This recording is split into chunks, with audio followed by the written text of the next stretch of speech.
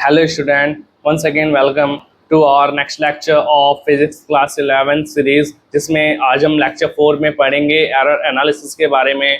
ठीक है, तो इससे पहले हम लोगों ने पढ़ रखा है significant figures and characteristics of significant figures और फिजिकल क्वांटिटीज पढ़ रखा है, और आज हम एरर एनालिसिस पढ़ेंगे। तो चलिए शुरू करते हैं। तो सबसे पहले हम पढ़ेंगे कि जिसे हम एरर बोल रहे हैं वो आ कहाँ से रहा है, अराइज कहाँ से हो रहा है, और आखिर ये कैसे आ रहा है। ठीक है, तो चलिए देखते हैं।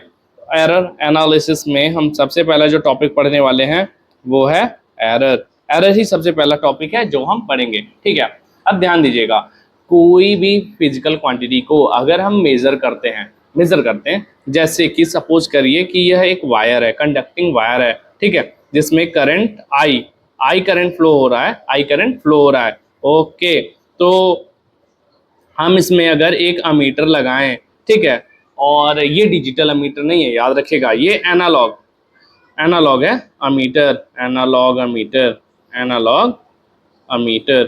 एनालॉग समझते हैं ना। ऐसे रीडिंग के लिए उसमें जो है ऐसे रीडिंग के लिए एक पिन होता है जो ऐसे मूव करेगा। ठीक है, और अलग अलग रीडिंग पे स्टॉप होगा तो हम उसे रीड कर लेंगे कि हाँ इतना करंट क्या हो रहा है, फ्लो कर रहा है। तो ध्यान से सुनिए, अगर हम इस अमीटर को अक्रॉस दिस वायर लगाएं ताकि फाइंड आउट कर सकें कि कितना करंट फ्लो हो रहा है। ठीक है, और चूंकि ये एनालॉग अमीटर है, ठीक है, तो जो पिन होगा वो फ्लक्चुएट कर सकता है।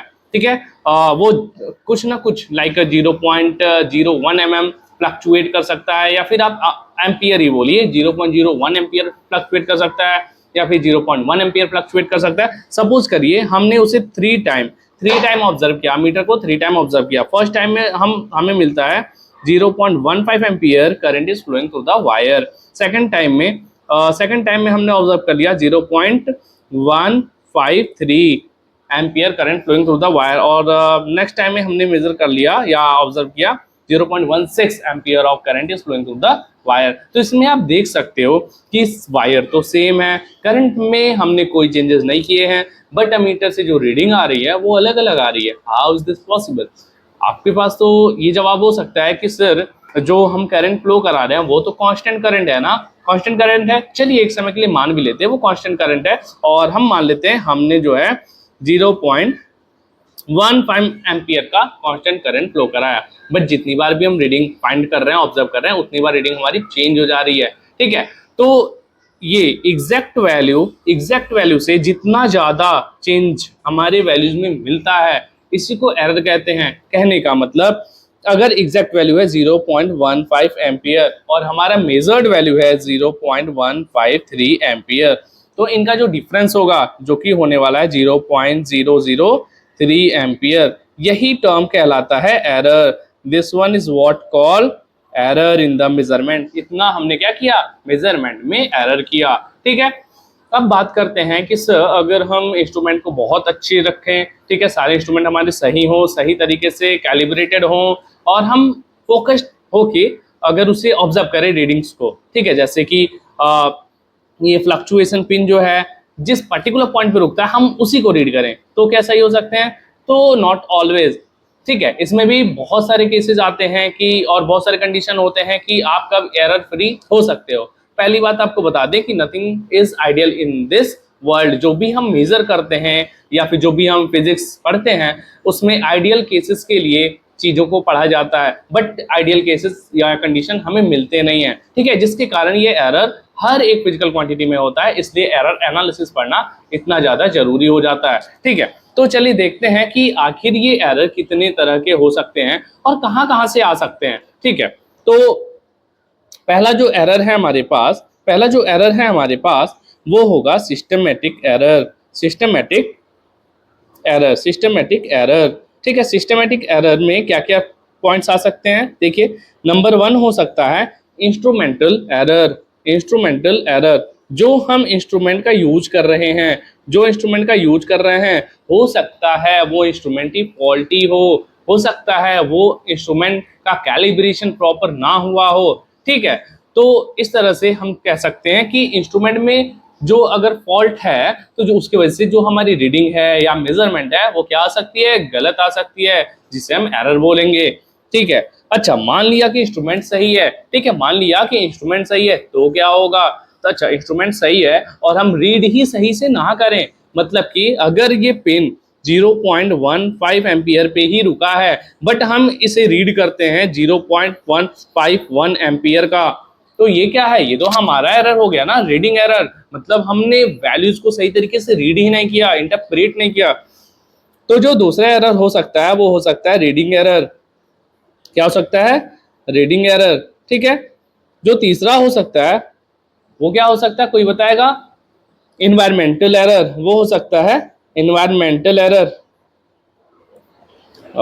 Environmental error. जैसा कि क्लास 10th में, प्रीवियस क्लासेस में हम लोगों ने जब ओम्स लॉ पढ़ा था, ठीक है, और उसमें पढ़ा था कि V equals to I R, ठीक है, जो आर था वो हमारा प्रोपोर्शनैलिटी कांस्टेंट था और वो किस पे डिपेंड करता था? टेम्परेचर पे। सपोज करिए हमने जो है ये करंट, ये यहाँ पे करंट जो है ये सराउंडिंग टेम्परेचर 27 डिग्री सेल्सियस पे मेजर किया था, ठीक है, और 27 डिग्री सेल्सियस पे जो करंट हमने फ्लो कराया वो 0.15 एम्पियर का है। बट क्या होगा अगर रूम का टेम्परेचर ही चेंज हो जाए? जहां पे हम इसे मेजर कर रहे हैं उस रूम का टेम्परेचर अगर चेंज हो जाए 27 से वो 31 डिग्री सेल्सियस हो जाए, फिर तो करंट कंडक्टिंग वायर का रेजिस्टेंस क्या हो जाएगा? इंक्रीज हो जाएगा, ठीक है, इंक्रीज हो जाएगा, जिसके कारण ये जो करंट फ्लो है वो ऑब्स्ट्रक्ट किया जाएगा और करंट फ्लो कम हो जाएगा, ठीक है। तो कंडीशन अगर वेरी कर रहा हो, मतलब सराउंडिंग एटमॉस्फेयर या एनवायरनमेंट हमारा वेरी करेगा, तो भी हमारा जो मेजरमेंट है वो भी क्या कर सकता है? फ्लक्चुएट कर सकता है एक्चुअल वैल्यू से। तो इसे कहते हैं environmental error. Okay, next observational error तो मैंने बता दिया, रीडिंग एरर। एंड फिर उसके बाद बचता है इम्परफेक्शन इन द टेक्निक, मतलब कि जिस टेक्निक से हम मेजर कर रहे हैं उस टेक्निक में ही कोई खामियां हो, ठीक है, उस टेक्निक में ही कोई खामियां हो। इम्परफेक्शन इन द टेक्निक, मैं बताता हूँ कि ये खामियां कैसे हो सकती है।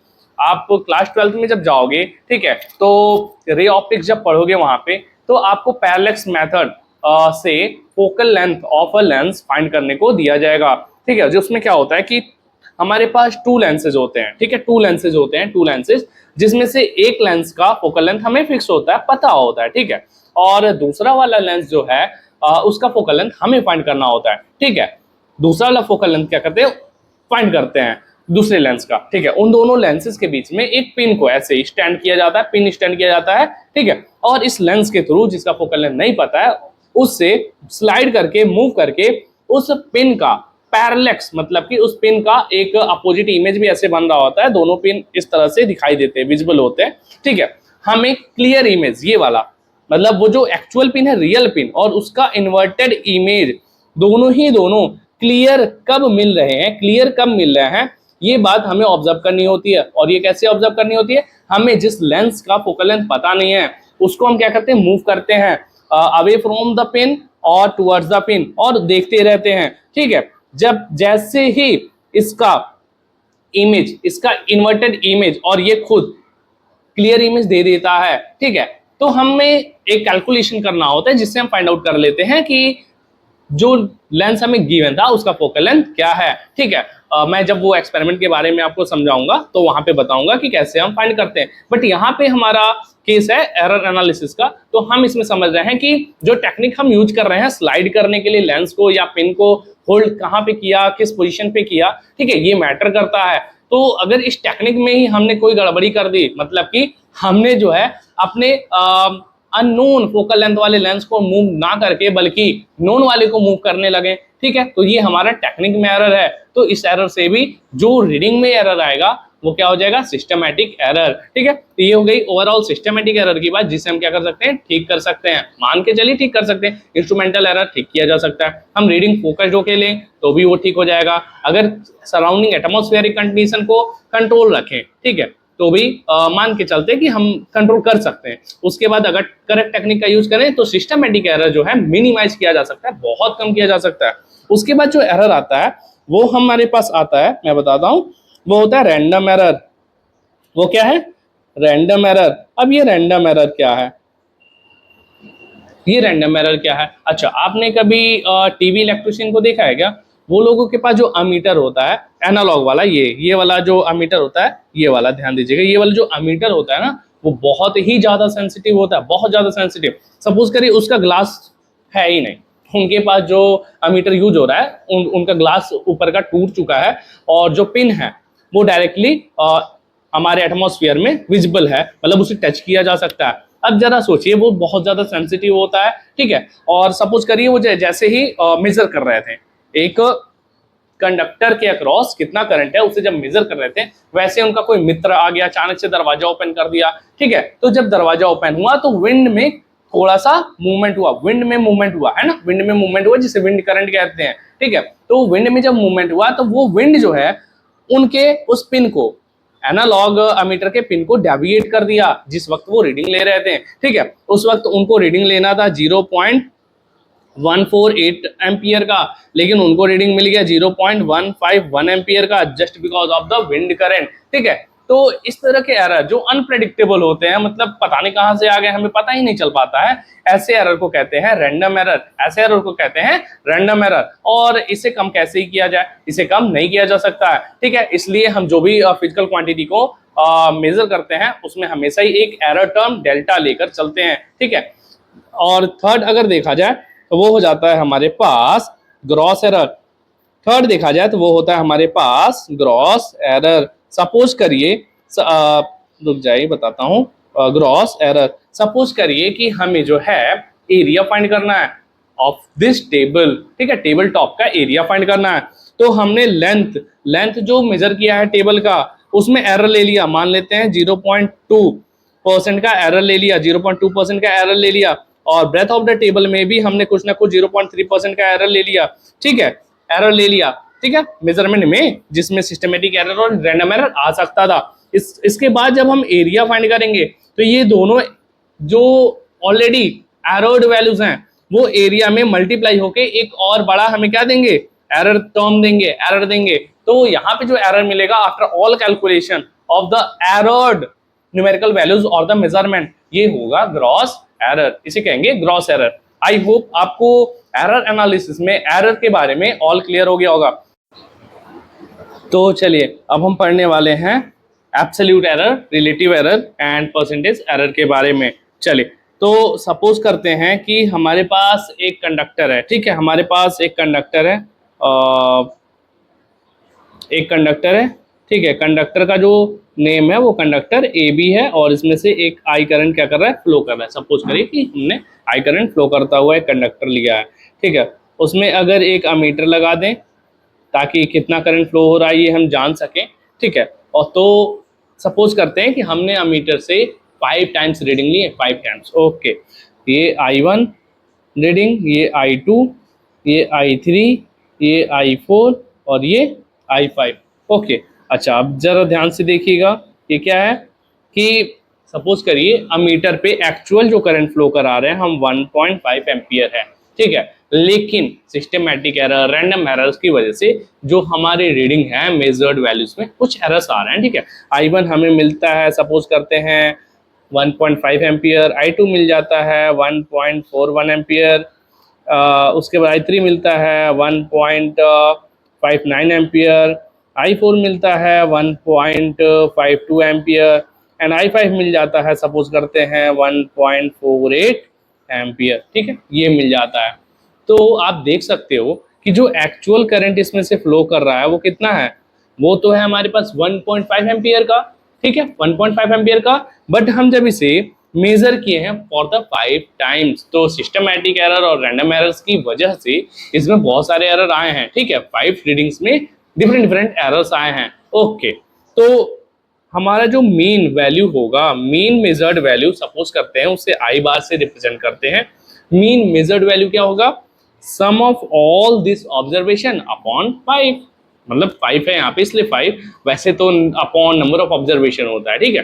तो इसे हम सम करेंगे और डिवाइड कर देंगे 5 से, तो एवरेज मेजरमेंट हम फाइंड कर लेंगे, एवरेज मेजरमेंट, ठीक है। तो चलिए एवरेज मेजरमेंट फाइंड कर ले तो क्या हो जाएगा हमारे पास 1.5 plus 1.41 plus 1.59 plus 1.52 plus 1.48 whole upon 5, okay. तो जो मीन वैल्यू आएगा वो आपके पास यहाँ पे मैंने ऐसा रीडिंग लिया था कि वो आ जाएगा आपके पास 1.5 एम्पियर। मीन वैल्यू आ जाएगा 1.5 एम्पियर। अब आप कहोगे सर वही तो चाहिए था हमें कि हमारा जो एक्चुअल करंट फ्लो है वो 1.5 एम्पियर है, हमने अपना मीन ऑब्जर्वेशन भी फाइंड कर लिया है 1.5 एम्पियर। बट बेटा ये बताइए कि हमने ये 5 रीडिंग निकाला था, ठीक है, तब जाके जो जो उसका मीन है वो 1.5 एम्पियर हुआ है। क्या होता अगर आप 3 रीडिंग पे रुक गए होते? क्या होता अगर आपने 10 रीडिंग फाइंड किया होता? और क्या होता कि वो 5 रीडिंग एग्जैक्टली ये ना होते जो मैंने लिया है? तो क्या कहते हैं आप, तब तो हमारा जो मीन वैल्यू जिसे हम मीन मेजरमेंट बोल रहे हैं वो क्या हो सकता था, एग्जैक्ट वैल्यू से डेविएट कर सकता था, अलग आ सकता था, है कि नहीं? तो यही होता है। तो जो हमारा आई होगा इस पर्टिकुलर केस में जो ए बी में फ्लो कर रहा है, ठीक है, उसको हम इस तरह से लिखते हैं, ध्यान दीजिएगा, हम लिखते हैं mean observation plus minus absolute mean error या फिर मीन एब्सोल्यूट एरर, ठीक है, मीन एब्सोल्यूट एरर। मैं बताता हूं ये क्या होता है, जिसे रिप्रेजेंट करेंगे डेल्टा आई से। मैं बता रहा हूं, ठीक है, पहले हम ये पढ़ लें कि जितनी बार भी हम रीडिंग्स ले रहे हैं उतनी बार सिस्टमैटिक एरर, रैंडम एरर्स की वजह से रीडिंग फ्लक्चुएट कर रहे हैं एग्जैक्ट वैल्यू से, ठीक है। तो इसलिए तो हम एरर एनालिसिस पढ़ रहे हैं। तो हमने क्या किया कि अगर हमारे टीचर ने पूछा कि बेटा बताओ कि ए बी कंडक्टर के अक्रॉस कितना करंट फ्लो कर रहा है, तो हम 5 टाइम रीडिंग ले रहे हैं, हम तो डर गए यार कि एक बार लिया 1.5 एम्पियर, दूसरी बारी 1.41 एम्पियर, तो सर को क्या बताएं, ठीक है। तो सर को बताने के लिए हम यूज करेंगे एरर मेथड का। उसमें हम क्या करेंगे कि mean of all the observation बताएंगे सर को, mean of all the observation along with the absolute mean error, absolute mean error के साथ बताएंगे कि सर जब आप मेजर करोगे इसमें करंट को तो आपको जो है मीन मेजरमेंट मिलेगा और साथ में ये एब्सोल्यूट एरर देखने को आपको मिल सकता है, मतलब इतने के फ्लक्चुएशंस आपके रीडिंग में हो सकते हैं, ठीक है।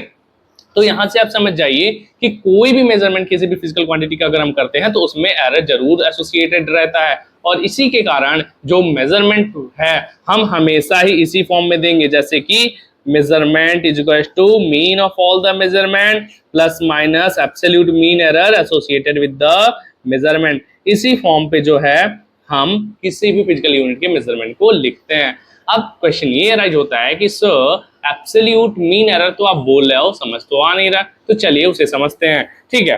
तो उसे समझने के लिए हम न्यू पेज पे आते हैं, ठीक है, और ध्यान दीजिएगा हमने दिया था I1 1.5 एम्पियर, मुझे याद तो नहीं है, हो सकता है डेटा में ऊपर नीचे कर दूं, इसके लिए परेशान रहिएगा। दूसरा था 1.41 एम्पियर, तीसरा था 1.59 एम्पियर, चौथा था हमारे पास 1.52 एम्पियर एंड फिफ्थ लिया था मैंने 1.48 एम्पियर, ठीक है। अब देखते हैं कि ये मीन वैल्यू से कितना डेविएट हुए हैं या एक्चुअल वैल्यू से, ठीक है। तो मीन वैल्यू हम सब्ट्रैक्ट कर देंगे। मीन वैल्यू क्या आई है हमारे पास, हमें पता है आई बार जो mean of all the observation आया था वो 1.5 एम्पियर आया था। मीन वैल्यू इसमें से क्या करेंगे, सब्ट्रैक्ट करेंगे। मीन वैल्यू सब में से क्या करेंगे, सब्ट्रैक्ट करेंगे। तो मैं बताता हूँ, जरा ध्यान से सुनिए। मीन वैल्यू सब में से सब्ट्रैक्ट करेंगे तो हमें मिलेगा यहाँ 0 एम्पियर, यहाँ मिलेगा 0.09 वो भी माइनस में, और यहाँ मिलेगा हमारे पास 0.09 प्लस में, यहाँ मिलेगा 0.02 प्लस में, यहाँ मिलेगा 0.02 माइनस में, है कि नहीं, ये मिल जाएगा हमें। तो यहाँ पे ये जो वैल्यू हमें मिल रही है, ये वैल्यूज जो मिल रही हैं उसको बोलते हैं एब्सोल्यूट एरर। क्या बोलते हैं, एब्सोल्यूट एरर। ध्यान दीजिए मैं क्या बोल रहा हूं, मैंने बोला absolute error associated with second time of measurement या सेकेंड रीडिंग, ठीक है, जिसे हम बोलेंगे absolute error in I2 is क्या है, यहां से देखिए वो है -0.09 एम्पियर, -0.09 एम्पियर। यहां से एब्सोल्यूट एरर का मतलब हो गया कि the fluctuation associated during the measurement from the true और एक्चुअल वैल्यू। ट्रू और एक्चुअल वैल्यू से हमारा जो मेजर्ड वैल्यू है वो कितना डेविएटेड है, ये कहलाएगा हमारा absolute error associated for that particular measurement. ठीक है, ये हो गया एब्सोल्यूट वैल्यू। ठीक है, तो ये हो गया absolute error associated with the first measurement, ये हो गया absolute error associated with the second measurement, ये associated with the third, associated with the fourth, associated with the five. ये सभी एब्सोल्यूट एरर है। मतलब एब्सोल्यूट एरर जो है हर बार के मेजरमेंट में एसोसिएट करता है। अब हम अगर इसका मीन ले लें, इन एब्सोल्यूट एरर का अगर मीन ले लें तो वो कहलाएगा मीन एब्सोल्यूट एरर। वो कहलाएगा मीन एब्सोल्यूट एरर। तो मीन एब्सोल्यूट एरर कैसे निकलता है, ध्यान दीजिएगा। फॉर्मूले में हम क्या करते हैं, इनका सम करेंगे, बट कंडीशन एक है, जो निगेटिव वैल्यू है उसे निगेटिव नहीं रखेंगे, उन्हें भी पॉजिटिव रखेंगे। ओके, तो ये होता है summation absolute error of all the observations upon number of observation और summation I number of observation। तो चलिए सबको ऐड करते हैं, तो क्या हो जाएगा 0 एम्पियर एडेड विद 0.09 एम्पियर। मैंने बोला ना एब्सोल्यूट रखना है, निगेटिव है तो निगेटिव नहीं पॉजिटिव ही रखेंगे, प्लस 0.09 एम्पियर प्लस 0.02 प्लस 0.02, और ये हमारे पास टोटल 5 हैं तो 5 से डिवाइड किया तो हमें मिलता है 9 9 18 एंड 4 22, मतलब 0.22 अपॉन 5। सॉल्व करेंगे तो आ जाएगा 0.4 एंड 4। ठीक है, सही कर रहा हूँ क्या? सॉरी, वहाँ 0 हो जाएगा, 0.04 एंड 4, 0.24 एंड 20। ठीक है, 0.044 ampere will be the mean absolute error associated with all the observation। ठीक है, तो फाइनल जो हम वैल्यू बोलेंगे वो क्या बोलेंगे, जो हमारा ऑब्जर्व्ड या फिर मेजर्ड करंट फ्लो आया है across the conductor A B, वो आया है हमारे पास mean plus minus absolute mean error, तो वो आ जाएगा 1.5 प्लस माइनस 0.044 एम्पियर। तो इस तरह से हम रीडिंग देंगे। मतलब सर ने जो पूछा था कि बताओ बच्चों कि हमारे कंडक्टर में कितना करंट फ्लो हो रहा है, तो हम क्या बोलेंगे 1.5 प्लस माइनस 0.044 एम्पियर। ठीक है, इस तरह से हम वैल्यूज देंगे of the measurement of the physical quantity. क्योंकि एक वैल्यू दे नहीं सकते हैं, क्योंकि उस वैल्यू में हो सकता है सिस्टमेटिक एरर हो, रैंडम एरर हो, वो लक बाई चांस हो सकता है कि एग्जैक्ट वैल्यू पे इक्वल आ जाए, बट ऐसा हमेशा पॉसिबल नहीं है। ठीक है, तो ये हो गया एब्सोल्यूट एरर की बात और किस तरह से हम मेजर्ड फिजिकल क्वांटिटी को एक्सप्रेस करते हैं। ठीक है, अब हम समझते हैं रिलेटिव एरर के बारे में। ठीक है, अभी हम पढ़ लेते हैं रिलेटिव एरर, उसको हम फ्रैक्शनल एरर भी कहते हैं, उसे हम फ्रैक्शनल एरर भी कहते हैं। तो जो हमने एब्सोल्यूट मीन एरर निकाला है, अगर उसको mean of all the observation से डिवाइड कर देते हैं तो हमें मिलता है रिलेटिव एरर। ओके, अब अगर हम बात करें परसेंटेज एरर की तो क्या हो जाएगा, ये भी वही सेम है। जो हमारा रिलेटिव एरर आया है, जो कि आया है by taking the ratio of mean absolute error to the mean of all the observation, उसको अगर हम 100 से मल्टीप्लाई कर देते हैं तो वो क्या हो जाता है, परसेंटेज एरर। तो आई थिंक कि आज के एरर एनालिसिस के सभी टॉपिक्स आपको क्लियर हो चुके हैं और अब हम बढ़ते हैं इससे रिलेटेड कुछ क्वेश्चंस पे। ओके, क्वेश्चन प्रैक्टिस सबसे ज्यादा जरूरी है। तो कॉन्सेप्ट चेक में पहला क्वेश्चन हमारे पास आता है, the period of oscillation of a simple pendulum in successive measurement is this, find the mean value and absolute error of each reading. Mean value find करना है और एब्सोल्यूट एरर फाइंड करना है। तो देखिए, जो रीडिंग है टाइम पीरियड का वो है कुछ t1, क्या है हमारे पास 2.63, t2 क्या है हमारे पास 2.56 और t3 क्या है हमारे पास 2.42, ये सब सेकंड्स में है। ठीक है, अच्छा इनका सम ले लें अगर तो क्या मिलेगा हमारे पास 6 3 9 2 11 कैरी 1 12 एंड 4 16 6 कैरी 1 एंड 7 2 2 2 7। ठीक है, ये हो गया हमारे पास सम ऑफ ऑल द 3 रीडिंग। अभी हमें मीन निकाला है ना, मीन ऑफ रीडिंग निकाला ना, तो क्या होगा sum of all the reading upon total number of reading, तो हो जाएगा 7.61 अपॉन 3। तो सॉल्व करते हैं, 2 जा 6, 16 5 जा 15, 1 11, 3 जा 9 एंड देन 226 बार आएगा, ये हो जाएगा सेकंड। ये हो गया हमारा मीन वैल्यू। क्या हो गया? Mean value. अभी हमें फाइंड करना है absolute error of each reading, हर एक रीडिंग का एब्सोल्यूट एरर। ये तो मैं पहले भी बता चुका हूं, जो एब्सोल्यूट एरर होता है वो हर एक रीडिंग से एसोसिएट करता है। ओके, कितना आसान है ना। चलिए, तो हमें क्या कर देना है, सिंपली हमें हर एक रीडिंग में यहाँ देखिए, हर एक रीडिंग में क्या करना है, इस मीन को सब्ट्रैक्ट कर देना है, तो हमें एब्सोल्यूट एरर मिल जाएगा। तो अगर हमें एब्सोल्यूट एरर चाहिए इन द T1, वो हो जाएगा 2.63 माइनस का, मैं कलर चेंज करता हूँ, 2.63 माइनस का 2.53। इस 6 को ऑमिट करते हैं, चलिए इस 6 को ऑमिट करते हैं और इसे राउंड ऑफ कर देते हैं। ठीक है, राउंड ऑफ कर देते हैं 2.54। तो ये जो हमें वैल्यू मिलेगा यहाँ पे वो हो जाएगा 2.54। ठीक है, ओके, तो ये हो गया हमारा absolute error associated with the first reading. ठीक है, तो वो क्या हो जाएगा हमारे पास, थोड़ा सा स्पेस ले लेते हैं, यहाँ पे आते हैं। तो absolute error associated with the first reading आ जाएगा हमारे पास 2.63 माइनस 2.54 एंड आई थिंक ये होता है 0.09, है ना, सही हो। चलिए फिर बात करते हैं absolute error associated with the second reading, तो वो है 2.56। देखिए सेकेंड रीडिंग है 2.56, यहाँ से भी देख सकते हैं। सब्ट्रैक्ट कर देना है मीन वैल्यू, तो 2.54 सब्ट्रैक्ट किया तो मिलेगा 0.02 सेकेंड। तो absolute error associated with the third reading हो जाएगा हमारे पास, यहाँ वैल्यू है 2.42 एंड माइनस 2.54 और आ जाएगा माइनस का 0.08 सेकेंड। तो हमारा पहला क्वेश्चन सॉल्व हो गया, जिसमें हमने मीन वैल्यू निकाल लिया, mean value of all the measurement और absolute error associated with each measurement और रीडिंग। ओके, अब हम बढ़ते हैं क्वेश्चन नंबर 2 पे, जो कि है for the pendulum data in question 1.1 की बात कर रही है। उसमें हमें मीन एब्सोल्यूट एरर निकालना होगा। मीन एब्सोल्यूट एरर कैसे निकलता है, चलिए पहले फाइंड ही करते चलते, उसके बाद आगे पढ़ेंगे। मीन एब्सोल्यूट एरर सपोज करते हैं डेल टी से रिप्रेजेंट करें मीन एब्सोल्यूट एरर को, तो क्या होता है, sum of these errors with the absolute value, मतलब कि पॉजिटिव साइन के साथ इनको ऐड करेंगे और उनका फाइंड कर लेंगे हम क्या, मीन।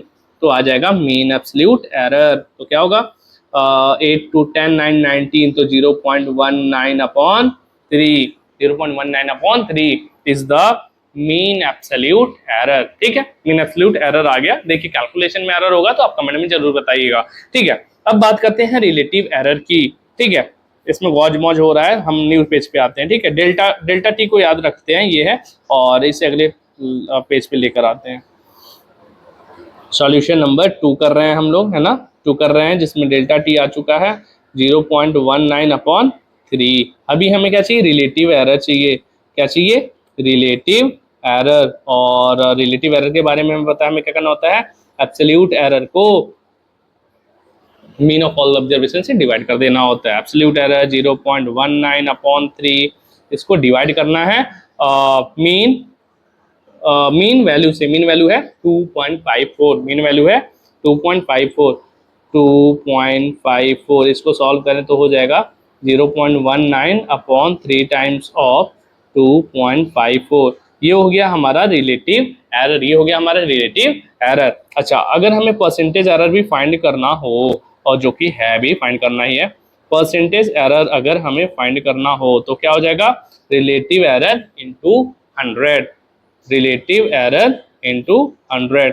तो रिलेटिव एरर आया है हमारे पास 0.19 अपॉन 3 टाइम्स ऑफ 2.54 इंटू 100, तो ये हो जाएगा हमारे पास 19 upon 3 into 2.54%. This will become the percentage error associated with the question number 1। Okay, अब हम सॉल्व कर लेते हैं हमारा लास्ट क्वेश्चन नंबर 3। ठीक है, जो कि आपको इनिशियली पढ़ने में थोड़ा सा टफ लग सकता है, बट वो है नहीं। ठीक है, अच्छा, इसमें जरा देखिएगा, इसमें बोला है लीस्ट काउंट 0.01 सेकेंड। हमारे पास स्टॉप वॉच है, हमारे पास एक स्टॉप वॉच है, कुछ ऐसा होता है ना, और सर्कुलर डायल होगा उसमें, और उसमें कुछ इस तरह के पिन बने होते हैं। ठीक है, रीडिंग्स हैं, ये अलग अलग रीडिंग्स हैं। तो आपको बता दें हर दो रीडिंग्स के बीच का जो मिनिमम डिस्टेंस है वो कितना है, 0.01 सेकेंड। कितना है, 0.01 second. Okay, 0.01 second, two reading.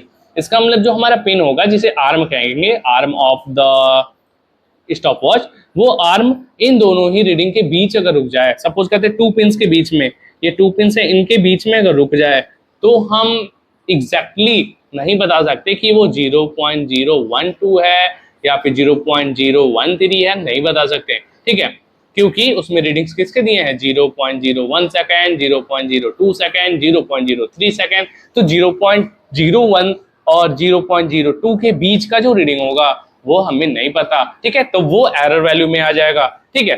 तो यहां से एरर क्रिएट होगा। जो लीस्ट काउंट है स्टॉप वॉच की, वो हमें क्या देगा, एक एरर देगा, सिस्टमैटिक एरर। आपको याद है इंस्ट्रूमेंटल एरर के बारे में, ये इंस्ट्रूमेंटल एरर मिलेगा, क्योंकि 0.01 सेकेंड और 0.02 सेकेंड के बीच का जो वैल्यूज आएगा, जैसे कि 0.01 सेकेंड और 0.02 सेकेंड के बीच का जो वैल्यू आएगा, लाइक मैं एक एग्जांपल दे दूं, 0.011 सेकेंड, 0.0112 सेकेंड, ये सभी जो वैल्यूज इनके बीच के आएंगे वो हम मेजर नहीं कर सकते, ठीक है, ये इंस्ट्रूमेंटल लिमिटेशन है, ठीक है। और हमें क्वेश्चन भी यही पूछा है कि अगर उस स्टॉप वॉच का जो लीस्ट काउंट है वो 0.01 सेकेंड का है, तो हमारे पास क्या एरर आ सकते हैं, ठीक है। For the mean measured value, for the mean measured value वो दे रखा है उसमें, मैं बताता हूं क्वेश्चन नंबर 3 में। क्वेश्चन नंबर 3 में उसने मेजरमेंट किया है, ठीक है, स्टॉप वॉच का यूज करके मेजरमेंट कर रखा है, ठीक है, मोर देन 1 किया होगा तभी तो मीन बोल रहा है, ठीक है। जैसे कि हमने इसमें किया था करंट वाले में यहाँ पे 5 टाइम क्या लिया था, रीडिंग लिया था ना, 5 टाइम रीडिंग, वैसे ही उसने क्वेश्चन में स्टॉप वॉच का यूज किया है, more than 1 number of time use किया है, उसको रीडिंग्स मिले होंगे, अलग अलग रीडिंग्स मिले होंगे, और उस अलग अलग रीडिंग्स का उसने क्या लिया है, मीन लिया, अलग अलग रीडिंग्स का मीन लिया, ठीक है। और मीन उसने बोल रखा है, मीन कितना आया है, 12.50, अलग अलग वैल्यूज का जो मीन आया है, ठीक है, उसका 12.50 सेकंड आया हुआ है, ठीक है। मैं इसी में बताता हूँ, बार बार स्क्रॉल करने में चीजें थोड़ी सी वेयर्ड लग रही हैं, ठीक है। तो चलिए, जो मीन वैल्यू है उसे हम रिप्रेजेंट कर देते हैं टी बार, तो पहले भी हम ले चुके हैं, उसे हम एक्स बार से, चूंकि ये क्या है, स्टॉप वॉच का ड्यूरेशन है, डी बार हम बोल सकते हैं, ड्यूरेशन है, ठीक है। डी बार जो है वो दे रखा है 12.50 सेकेंड, 12.50 सेकेंड। और एब्सोल्यूट एरर दे रखा है उसने, एब्सोल्यूट एरर दे रखा है हमें, ये डी लिखे, एब्सोल्यूट एरर कितना होगा, 0.01 सेकेंड। जो हमारा लीस्ट काउंट होता है ना, उसी को हम कह देंगे उस इंस्ट्रूमेंट के लिए जो रीडिंग्स हम लेंगे उसका एब्सोल्यूट एरर, क्योंकि एरर हम उससे ज्यादा कर ही नहीं सकते हैं, ठीक है। मतलब कि 0.01 का अगर रीडिंग है तो उससे ज्यादा एरर हम क्या ही कर पाएंगे। उसके बीच का अगर कोई लाइक पिन जो है उसके बीच में आ जाता है, मतलब आर्म जो है 0.01 और 0.02 के बीच में आ जाएगा, तो हो सकता है हमें रीड करना था 0.01, बट उसे ना रीड करके हम रीड कर सकते हैं 0.02 सेकेंड। तो ओवरऑल हम कितना ही एरर ले पाएंगे, हम 0.01 सेकेंड तक का ही एरर ले पाएंगे, ठीक है। तो ये जो 0.01 सेकेंड जो कि उसका लीस्ट काउंट है, वो हमारे इस कैलकुलेशन के लिए या फिर मेजरमेंट के लिए एक्ट करेगा बिल्कुल ही एब्सोल्यूट एरर जैसा, ठीक है। अभी हमें क्या बताना है, ध्यान दीजिएगा, बोला है क्वेश्चन में, if 3 consecutive measurements yield significant values calculated to the mean, 3 time reading लिया गया था, evaluate if intrinsic instrument uncertainty limit your percentage precision, ठीक है, परसेंटेज प्रिसीजन को लिमिट करता है या नहीं, ये फाइंड करना है। तो कहीं ना कहीं आप परसेंटेज से समझ सकते हैं हमें परसेंटेज एरर फाइंड करना चाहिए, ठीक है। तो चलिए, परसेंटेज एरर अगर हम इसमें फाइंड कर लेते हैं, मैं इसे रच कर लेता हूं,